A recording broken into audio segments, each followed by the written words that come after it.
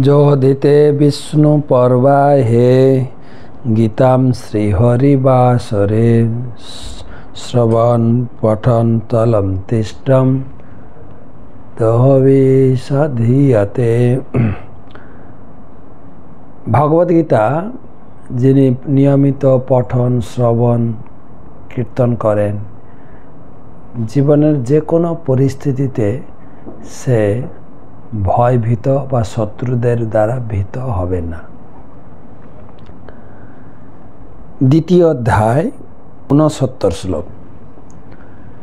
যা নিশা সর্বভূতানাং তস্যাম জাগর্তি সংযমী যস্যাম জাগর্তি ভূতানি সা নিশা পশ্যতো মুনে। সমস্ত জীবের পক্ষে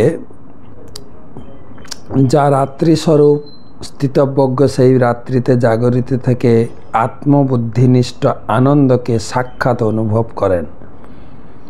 আর যখন সমস্ত জীবেরা জেগে থাকে তখন তত্ত্বদর্শী মুনির নিকট তা রাত্রিস্বরূপ। তো এই শ্লোকে ভগবান বলছেন, আমরা আলোচনা করছি যারা ভগবানকে ভক্তি করেন, ভক্তি যোগী, তিনি কিভাবে জগতে বিচরণ করেন। ভগবান এখানে বলছেন আনন্দে বিচরণ করেন। তাদের যে ভক্তি জীবনের আনন্দ, যেটা সাধারণ লোক বুঝতে পারবে না। সাধারণ লোক মনে করে খাওয়া পড়া ঘুমানো কিছু দেখাটাই আনন্দ, কিন্তু ভক্তদের আনন্দ, জাগতিক লোকের আনন্দ দিন আর রাত্রির মতো অন্তর বা তফাৎ। ভক্তরা ভগবানকে ভক্তি করে, নাম করে, ভগবানের প্রসাদ খেয়ে যে আনন্দ লাভ করে, সাধারণ লোক চিন্তা করে নিরামিষ খেয়ে কি আনন্দ আছে নাকি? সবসময় হরে কৃষ্ণ করে কি আনন্দ?